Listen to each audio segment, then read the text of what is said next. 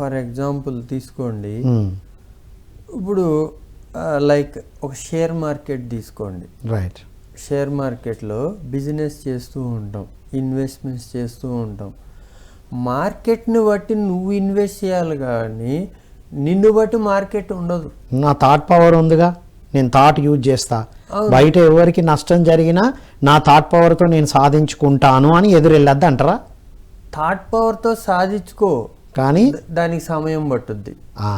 అంటే మార్కెట్కు వ్యతిరేకంగా, అంటే ఆ మార్కెట్కి వ్యతిరేకంగా వెళ్ళొద్దు, మళ్ళీ వెళ్ళొద్దు. ప్రకృతికి విరుద్ధంగా నిన్ను ఆలోచన పెట్టుకొని, ఇప్పుడు మంచి ఎండాకాలంలో నా థాట్ పవర్ ఉపయోగించి నేను చలికాలాన్ని తెచ్చుకుంటాను అంటే ఎనర్జీ అన్ని వేస్ట్ అయినట్టే. వేస్ట్ అవుతాయా లేవా?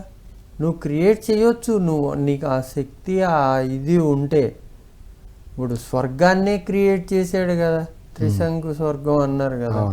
ఆ థాట్ పవర్తో అట్లా క్రియేట్ చేయొచ్చు, కానీ నీ శక్తిని అట్లా ఉపయోగిస్తే ఏంటి నువ్వు? రైట్. అంటే ఫ్లోతో పాటు ఉండాలి.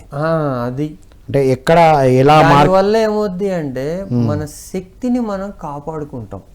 ఇంకో ముఖ్యమైన పాయింట్ ఏంటంటే పెరిగిన శక్తిని సరి అయిన విధంగా ఉపయోగించడానికన్నా ముందు కాపాడుకోవడం ఇంపార్టెంట్. అంతే. ఎక్కడెక్కడ వృధా అవుతుందో చూసుకోవాలి. అంతే. మాటలతో వృధా అవుతుంది కదా సార్. అంతే. పిచ్చి మాటలు మాట్లాడామనుకోండి, అయిపోయింది, వేస్ట్ అయిపోద్ది. మాటలతో ఆలోచనలతో సరైన వాటిని చూసామనుకోండి, మళ్ళీ ఇంకా యాడ్ అవుతుంది. అన్నెసెసరీ చూస్తే వెళ్ళిపోయినట్టే.